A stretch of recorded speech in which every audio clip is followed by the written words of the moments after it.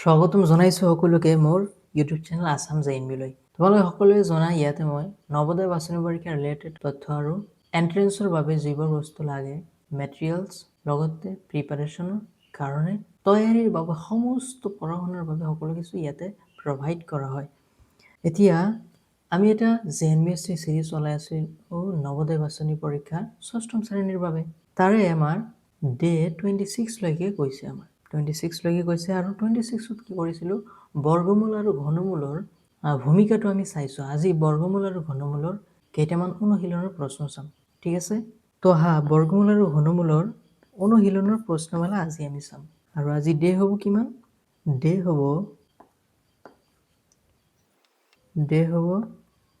27 day হ'ব 27, ঠিক আছে?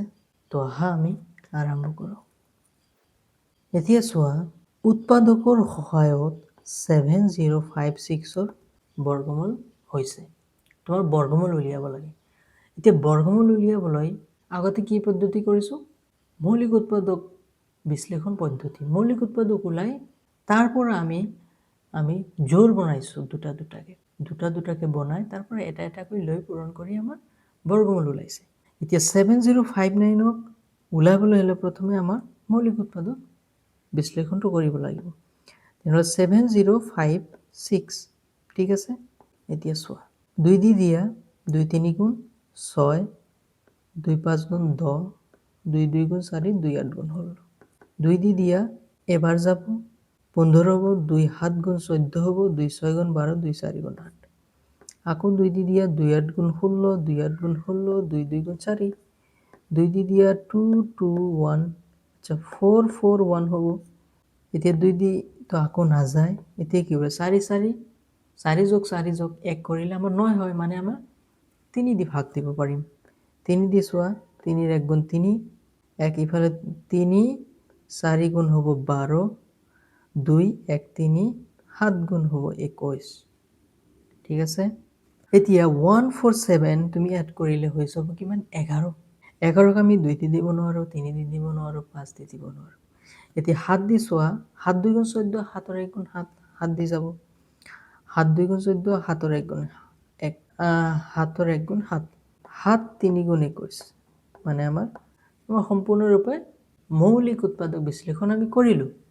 আচ্ছা, এতিয়া 7056ৰ আমাৰ কি উলিয়াব লাগে? বৰ্গমূল উলিয়াব লাগে। 7056 ইকুৱেল টু কিমানটা 2 আছে চোৱা, এটা দুটা তিনিটা চাৰিটা 2 আছে, মানে আমি কি কৰিম ইয়াতে 2 স্কয়াৰ ইনটু 2 স্কয়াৰ, চাৰিটা 2 গ'ল, 3 আছে আমাৰ দুটা আৰু 7 আছে দুটা, মানে 3 স্কয়াৰ কৰিব পাৰো আৰু 7 স্কয়াৰ কৰিব পাৰো, সমান সমান 2 ইনটু 2 ইনটু 3 ইনটু 7। চাৰিওটা পূৰণ কৰি দিয়া গোটেইকেইটা। 2 2 গুণ 4, 4 3 গুণ 12, 12ৰ 7 গুণ কিমান হয়?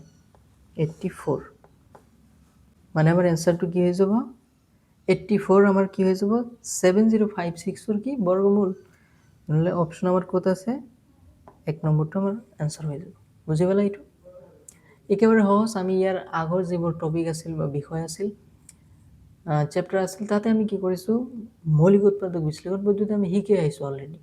ইয়াতে কেৱল ওলাই তোমাৰ পেয়াৰ কৰিব লাগে, জোৰ বনাব লাগে। সেইটো কি যেতিয়া তোমাৰ এই ৰুটৰ বাহিৰত আহিব তেতিয়া দুটা এটা হৈ ওলাই আহিব, ঠিক আছে? বুজি পালা? আচ্ছা, এতিয়া 2 নম্বৰ আহি যোৱা। 2 নম্বৰত কি কৈছে? উৎপাদকৰ সহায়ত 1728ৰ ঘনমূল হৈছে। ইয়াৰ আগত আমি বৰ্গমূল উলিয়ালো। ঘনমূল উলিয়াওতে আমি কি কৰিম? তিনিটাকে হ'ব। বুজি পালা? বা তিনিটাৰ পৰা এটা আহিব যেতিয়া কিউব ৰুটৰ বাহিৰত আহিব, ঘনমূল বাহিৰত আহিব যেতিয়া। বুজি পালা? এতিয়া চোৱা 1728 আমাৰ কি কৰিব লাগে? মৌলিক উৎপাদক বিশ্লেষণ কৰিব লাগে। এতিয়া চোৱা তুমি যেতিয়া কৰিবা 2 দি চোৱা 2 8 গুণ 16, 2 6 গুণ 12, 2 4 গুণ 8। আচ্ছা, 2 দি 2 4 গুণ 8, 2 3 গুণ 6, 2 2 গুণ 4, ঠিক আছে? 2 দি আকৌ দিব পাৰোঁ 2 2 গুণ 4 2 1 গুণ 2 2 6 গুণ 12 আকৌ দিব পাৰোঁ 2 দি কিমান 2 এবাৰ 2 শূন্য শূন্য কিয় দিলোঁ যেতিয়া তুমি ভাগ কৰিবা 2 1 গুণ 2 কৰিলা এবাৰ 1টো যেতিয়া তলতে আহিব 1ক আমি 2 দি ভাগ কৰিব নোৱাৰোঁ এতিয়া আকৌ এটা অংক আমাৰ 6টো লৈ আহিব লাগিব এই যে এটা তুমি এক্সট্ৰা লৈ আহিলা অংক তাৰ কাৰণে এটা শূন্য দিব লাগিব সেইকাৰণে 1 0 2 8 গুণ 16 হৈ যাব 2 দি হৈ যাব 2 5 গুণ 10 2 4 গুণ 8 2 দি 2 2 গুণ 4 2 7 গুণ 14 2 দি নাযায় এতিয়া 3 দি দিয়া 3 9 গুণ 27 3 দি 3 3 গুণ 9 3 দি এবাৰ এতিয়া চোৱা আমাৰ তিনিটা 2 আহিল তিনিটা 2 আহিল তিনিটা 3 আহিল আমি কি কৰিম এইটো চোৱা 1 7 2 8ক আমাৰ কি কৰিব লাগে ঘনমূল উলিয়াব লাগে ঠিক আছে ঘনমূল এতিয়া ঘনমূলৰ কাৰণে আমাৰ সিম্বল চিহ্নটো কি আছিল এনেকুৱা বুজি পালা এতিয়া ইয়াৰ মাজত আমি কিউব কিমানটা পালো 2 cube into 2 cube into 3 cube ঠিক আছে এতিয়া আমাৰ এটা এটাকৈ ওলাই লৈ হা 2 2 গুণ 4 4 3 গুণ 12 হৈ গ'ল মানে আমাৰ বৰ্গমূলটো কিমান হ'ব 12 হৈ যাব 12 অপশ্যন ক'ত আছে আমাৰ 2 নম্বৰত দিয়া আছে বুজি পালা আমাৰ তেনেহ'লে উৎপাদকৰ সহায়ত 1728ৰ ঘনমূল কিমান হ'ব 12 হৈ যাব ঠিক আছে আমাৰ নেক্সট কোৱেশ্চন লৈ ইয়াতে কি কৈছে পূৰ্ণ বৰ্গ সংখ্যা হ'বলৈ 1 2 6 8ক 1260ক পূৰণ কৰিব লগা লঘিষ্ঠ সংখ্যাটো উলিওৱা 1620ক কি কৰিব লাগে লঘিষ্ঠ সংখ্যা একেবাৰে সৰু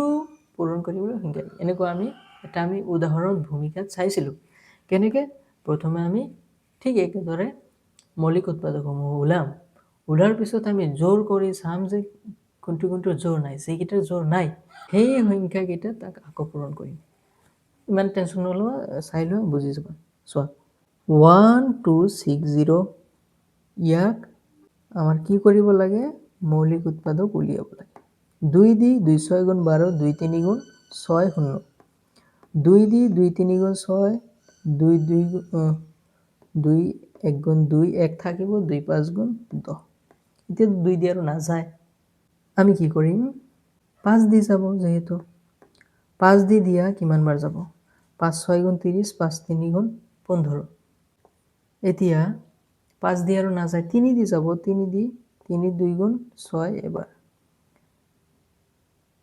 3 দি কিমান বাৰ যাব 7 বাৰ 7 দি এবাৰ এতিয়া চোৱা আমাৰ কি কৰিব লাগে পূৰ্ণ বৰ্গ সংখ্যা হ'বলৈ 12160ক আমি কি কৰিলোঁ 2 × 2 এতিয়া 5টো পিছত ৰাখা 3 × 3 এই দুইটা জোৰ আছে ইনটু 5 × 7 এতিয়া ইয়াৰ কোনো জোৰা নাই 5 আৰু 7 সেইকাৰণে এই দুয়োটা পূৰণ কৰি আমাৰ কি হ'ব 35 আমাৰ এনসাৰ এইটোৱে হৈ যাব এই 35 দি যেতিয়া আমি পূৰণ কৰিম মানে 3 আৰু এটা 7 দি আমি পূৰণ কৰিম যেতিয়া আমি পূৰণ কৰিম কি হ'ব 5 আৰু 7ৰ জোৰ আহি যাব মানে আমি কি পূৰ্ণ বৰ্গ আমাৰ হৈ যাব বুজি পালা তেনেহ'লে আমাৰ এনসাৰটো কি হৈ যাব 35 ক'ত আছে এইটো আমাৰ 4 নম্বৰত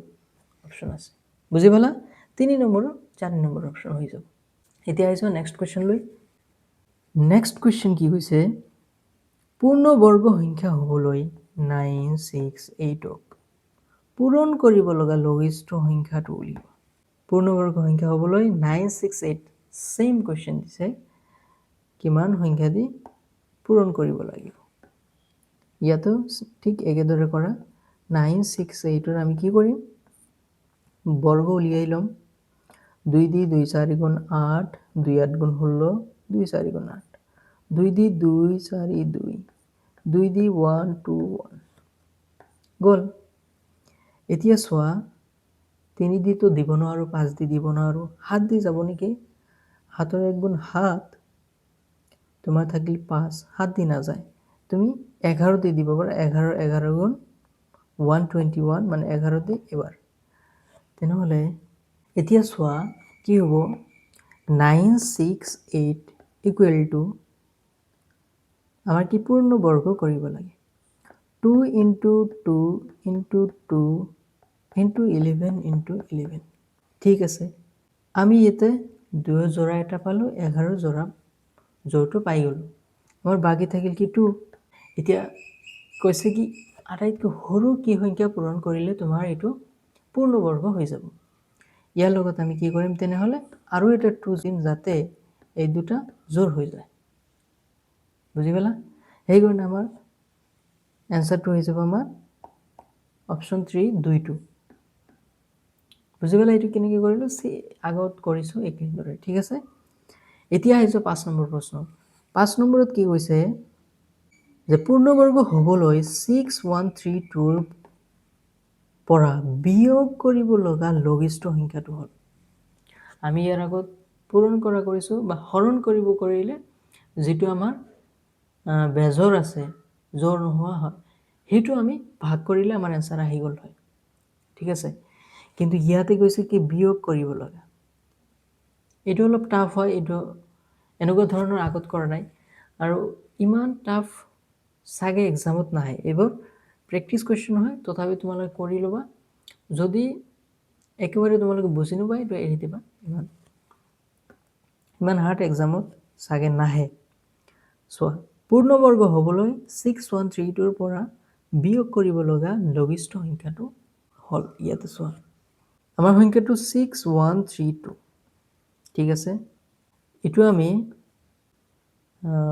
বৰ্গমূলৰ ভাগ যেটো এটো বৰ্গমূলৰ ভাগ অলপ ডিফাৰেন্ট অলপ কঠিন হয় চাবা কেনেকৈ এনেকুৱা দুটাকে আমাৰ ল'ব লাগে প্ৰথমে আমি এই দুটা লম 61 যেটো আছে হেতু লম ঠিক আছে এতিয়া 61 টো কোন কোন বৰ্গৰ মাজত পৰে সাপোজ 7 into 7 কৰিলে 49 হয় আৰু 8 into 8 কৰিলে আমাৰ কি হয় 64 হয় আৰু মাজত আহি গ'ল আমাৰ কি 61 টো ঠিক আছে যেতিয়া কোনো সংখ্যা মাজত আহি যায় আমি কি কৰিলো এই সৰুটো লৈ লো 7 টো লৈ লো যদি 64 তকৈ ডাঙৰ হল হয় আমি 8 টো লৈ ললো হয় মানে দুটা বৰ্গৰ মাজত আহিলে যেটো সৰু আহিব বৰ্গমূল এটো আমাৰ লব লাগিব তেনেহলে আমি কি লম এটো 7 লৈ ললো এতিয়া 7 দি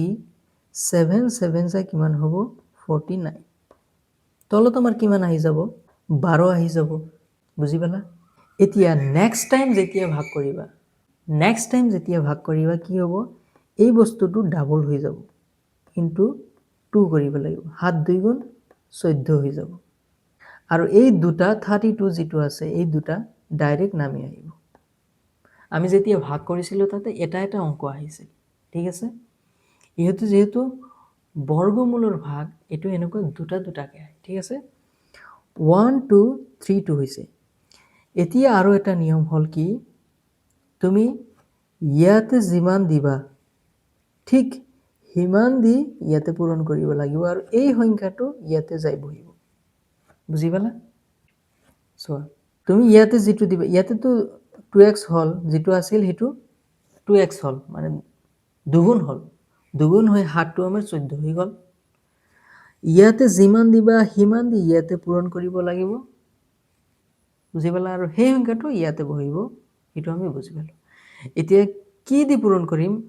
এনেকুৱা সংখ্যা দি পূৰণ কৰিব লাগিব যাতে আমাৰ 1 2 3 2 যেটো আছে ইয়াতকৈ ডাঙৰ নহয় তাতকৈ যাতে সৰু থাকে এতিয়া আইডিয়া কৰি তুমি কি দি কৰিব পাৰা যে কি দি কৰো আমি 7 দি দিছো 7 7 গুণ 49 9 4 বাকি 7 4 গুণ 28 আৰু 4 হলে হ'ব 32 মানে 2 3 বাকি 7 ৰ 1 গুণ 7 3 10 মানে আমাৰ আৰু বেছি কি কৰিব লাগিব যেহেতু আৰু বেছি 200 আৰু আছে আমি 147 আৰু এবাৰ দিব পাৰিম আচ্ছা তেনেহলে আমি 8 দি দিছো 8 দি দিলে 8 8 গুণ 64 4 8 4 গুণ 32 32 আৰু হৈ 64 6 32 প্লাছ 6 38 8 ইয়াতে থাকি যাব 3 টো বাকি থাকি যাব 8 ৰ 1 গুণ 8 3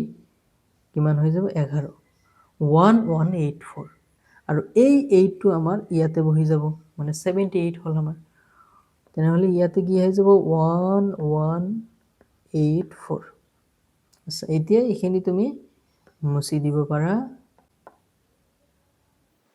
দেখাত পেংজেং লাগি আছে একেবাৰে এতিয়া 12 ৰ পৰা তুমি 4 যদি বাকি 8 আহি যায় 12 পৰা 1 লোৱা 13 ৰ পৰা 8 গলে কিমান 13 তো নহব ইয়াৰ পৰা 2 আমি অলৰেডি লৈছিলো তেনেহলে 12 ৰ পৰা 8 গলে 4 মানে আমাৰ শেষত 48 আমাৰ বাকি আহি গল তেনেহলে এই 48 টো যেতিয়া আমি মাইনাস কৰিম তেতিয়া আমাৰ কি আহি যাব পূৰ্ণবৰ্গ আহি যাব অপচনত চোৱা অপচন নম্বৰ এ নম্বৰতে দিয়া আছে চোৱা বুজি পালা এটো অলপ কঠিন আছিল তথাপিও তোমালোকে প্ৰেক্টিস কৰিবা ভিডিওটো তুমি বাৰে বাৰে এবাৰকে চাবা মই চেষ্টা কৰিছো আগতো প্ৰশ্ন আছে কৰিম সেম টাইপৰ এতি বুজি পাবা নেক্সট কোৱেশ্চন চোৱা পূৰ্ণবৰ্গ হবলৈ 8132 ৰ পৰা বিয়োগ কৰিবলৈ লঘিষ্ঠ সংখ্যাটো হ'ল ইয়াতে বিয়োগ কৰিবলগীয়া দিছে কিন্তু 8132 এতিয়া 8132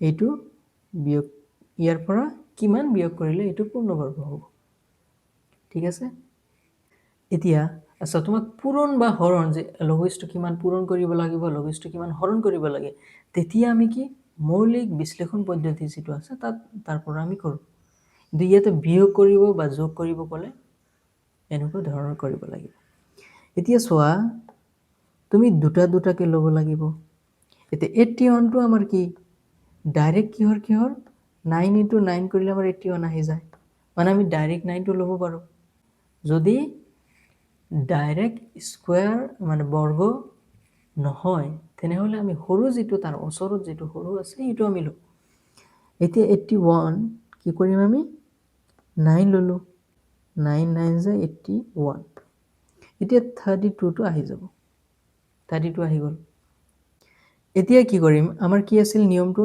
ইয়াতে যেটো থাকিব এটো আমি কি কৰিম 2 দি পূৰণ কৰিম মানে 8 2 গুণ 9 2 গুণ 18 হৈ গল ঠিক আছে এতিয়া ইয়াতে যিমান আমি পূৰণ কৰিম ইয়াতে হিমান দি পূৰণ কৰিম ইয়াতে যিমান দিম ইয়াতে হিমান দি পূৰণ কৰিম আৰু সেই সংখ্যাটো ইয়াতে যাই বহিব বুজি পালা এতিয়া আমি চোৱা ইয়াতে আছে মাত্ৰ 32 180 লগত তুমি যদি 1 দিয়া সাপোজ 1 দিলে 1 দি পূৰণ কৰিলে 181 হৈ যাব মানে ইয়াতকে বেছি হৈ যাব ভাগ কৰোতে আমি এনেকৈ নকৰো যে যিমান আছে তাতকৈ বেছি আমি মাইনাস কৰিম যিমান আছে তাতকৈ বেছি কেনেকৈ মাইনাস কৰিম আৰু মাইনাসত আহি যাব তেনেহলে আমি কি কৰিম ইয়াতে এটাই পদ্ধতি আছে হেতু হল কি আমি শূন্য দিব পাৰো শূন্য দি কৰিলে আমাৰ এনসাৰ শূন্যই আহি যাব আমি ইয়াতে এটা শূন্য দিব পাৰিলো গতিকে আমাৰ শূন্য মানে 32 মানে আমাৰ 32 এ আমাৰ বাকি থাকি যাব এনসাৰ কত এইটো 4 নম্বৰৰ অপচনত আছে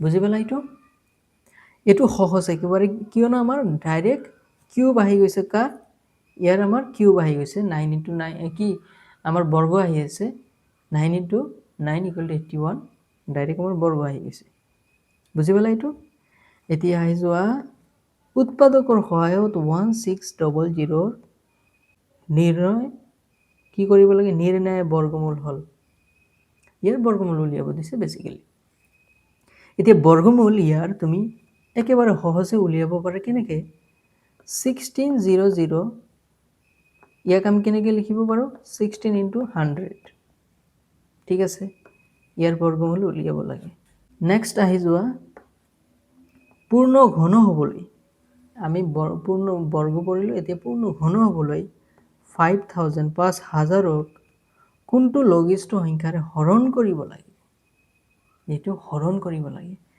এতিয়া একো নহয় মানে মৌলিক উৎপাদক বিশ্লেষণ কৰি আমি তিনিটাকে মানে তিনিটাকে কাউন্ট কৰিব লাগিব যত আমাৰ তিনিটা নাই বা তিনিটাতকৈ এটা বেছি আছে হেতু আমি হৰণ কৰিব লাগিব এতিয়া চোৱা 5000 কি কৰিবা 2 দি দিয়া 2 2 গুণ 4 2 5 গুণ 10 আকৌ 2 দি দিয়া, এবাৰ যাব, দুবাৰ যাব, 2 দি দিয়া, 2 6 গুণ 12 2 2 5 গুণ 10। এতিয়া আমি 2 দি দিব নোৱাৰোঁ, 5 দি দিওঁ, 5 দি এবাৰ যাব, দুবাৰ যাব, 5 5 গুণ 25, 5 দি 25 বাৰ যাব, 5 দি 5 বাৰ যাব, 5 দি এবাৰ যাব। এতিয়া আমি কেনেকৈ লিখিব পাৰোঁ? 5 পূৰ্ণ ঘন কৈছে। পূৰ্ণ ঘন হ'বলৈ 5000ক কোনটো লঘিষ্ঠ সংখ্যাৰে হৰণ কৰিব লাগিব? এতিয়া চোৱা, আমি কি লিখিব পাৰোঁ? এটা, দুটা, তিনিটা 2 আছে আমাৰ, মানে 2 কিউব লিখিব পাৰোঁ। আমাৰ তিনি থাকে, জোৰ বনাব। 5ও তিনিটা আছে, মানে 5 কিউব লিখিব পাৰোঁ। তিনিটাতকৈ বেছি আছে এটা, তেনেহ'লে আমাৰ এটা 5 হৈ গ'ল। ইয়াৰ মানে কিউব কৰিব নোৱাৰিলোঁ, ঘন কৰিব নোৱাৰিলোঁ। তেনেহ'লে আমি এইটো দি আমি ভাগ কৰিম। এইটো কেনেকৈ ভাগ কৰিবা? যদি তুমি ইয়াকে ভাগ কৰা, ছাপ'জ 5 দি ভাগ কৰিলে, 5 দি যদি ভাগ কৰিবা, 5 5 কেঞ্চেল হৈ যাব, মানে আমাৰ দুয়োটা বাচি যাব, দুয়োটাৰে আমাৰ তিনিটাকে আছে, মানে এইটো পূৰ্ণ ঘন হৈ যাব। বুজি পালা? এতিয়া তেনেহ'লে আমাৰ এনচাৰটো কি হৈ গ'ল? 5 হৈ যাব আমাৰ এনচাৰ। বুজি পালা? এইটো একেবাৰে ইজি আছিল। বৰ্গটো এনেকুৱা, এটা যদি এক্সট্ৰা থাকে, সেইটো আমাৰ ভাগ কৰিব লাগে। এতিয়া আমাৰ কি কৈছে? ইয়াৰ 2 to 42 ডিভাইডেড বাই 121ৰ বৰ্গমূল উলিয়াব লাগে। এইটো চাই ইমান হতাশ নহ'বা, চোৱা।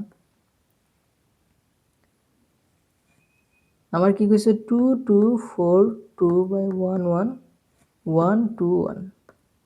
এইটোক প্ৰথমে আমি মিশ্ৰত আছে, আমি মিশ্ৰৰ পৰা ক'ত যাব? অপ্ৰকৃতত যাব। অপ্ৰকৃতত গ'লে কি হ'ব? 121 into 22 হৈ যাব, প্লাছ 42 হৈ যাব, আৰু তলত কিমান থাকি যাব? 121। ঠিক আছে? এনেকুৱা হৈ যাব। তেনেহ'লে কিমান হ'ব চোৱা, 121 22 দি পূৰণ কৰা, 2 ৰ 1 গুণ 2, 2 2 গুণ 4, 2 2 গুণ 2, 2 ৰ 1 গুণ 2, তেনেহ'লে তোমাৰ 242 হৈ যাব, 2662। আমাৰ এইটো হৈ গ'ল, প্লাছ কিমান? প্লাছ হ'ল 42, মানে 4 শূন্য আহি যাব, 6 আৰু বাকী 1 7 হৈ যাব, 2 হৈ যাব, মানে ওপৰত হ'ল 2704, তলত আহিল 121। ঠিক আছে? আমাৰ এইটো শেষত এইটো আমি সমাধান কৰি, এইটো আমাৰ শেষত ইয়াৰ কি কৰিব লাগে? বৰ্গমূল উলিয়াব লাগে। নাও 121ৰ বৰ্গমূল আমি জানো কিমান? 11। 11ৰ বৰ্গ কিমান? 121।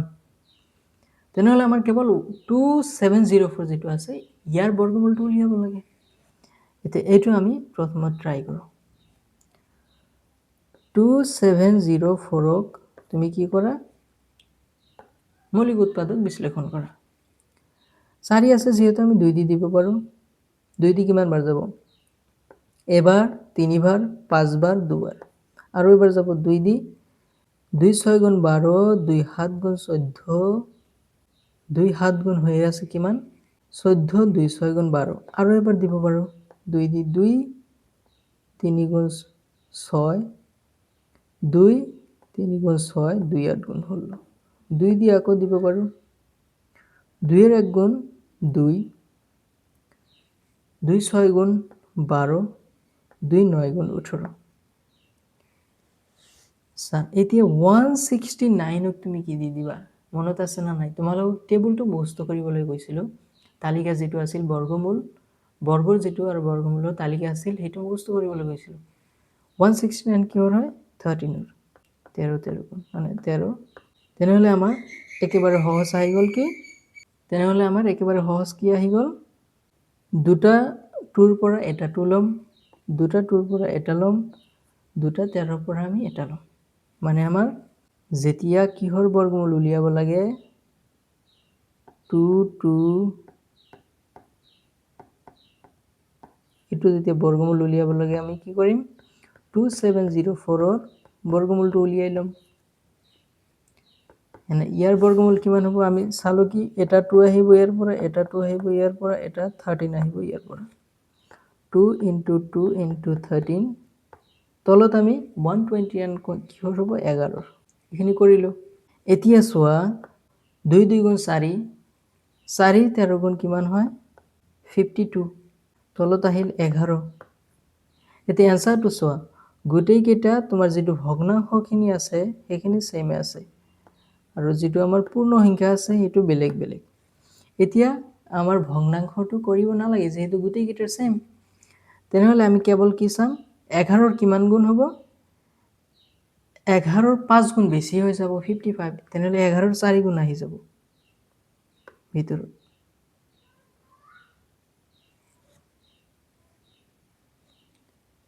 আমাৰ ইয়াৰ পৰা তোমাৰ কি হৈ যাব ইয়াৰ পৰা তোমাৰ যেটো ৰুট আছে বৰ্গমূল আছে এটো নোহোৱা হৈ যাব ঠিক আছে 4 11 4 গুণ কিমান হয় 44 হয় মানে 6 আৰু 2 হয় 8 হ'ব ওপৰত থাকিব তলত 11 মানে আমাৰ आंसर হেকত 4 8 divided by 11 কত আছে আমাৰ आंसर হেকত কি হৈ গল এটো আমাৰ आंसर হৈ গল 4 নম্বৰটো আমাৰ आंसर হৈ গল অলপ দীঘল আছে যদিও এনেকুৱা কনসেপচুৱেল বেসড কৰিবা প্ৰেক্টিস কৰিবা যেতিয়া কনসেপচুৱেল বেসড কোৱেশ্চন প্ৰেক্টিস কৰিবা যাতে তুমি নতুন কিবা শিকিব পোৱা নতুন এটা ধৰণ শিকিলে এক্সামত আহিলে তুমি এটো তোমাৰ মাইন্ডত ক্লিক কৰিব যে মই এনেকুৱা ধৰণৰ কৰিছিলো একেবাৰে ইজি লাগি যাব ঠিক আছে এতিয়া আহা আজিৰ অন্তিম কোৱেশ্চন লৈ কোৱেশ্চনটো চাই ইমান ভয় নাখাবা চোৱা 169 কিমান দিছে 169 কিহৰ হয় 169 into 64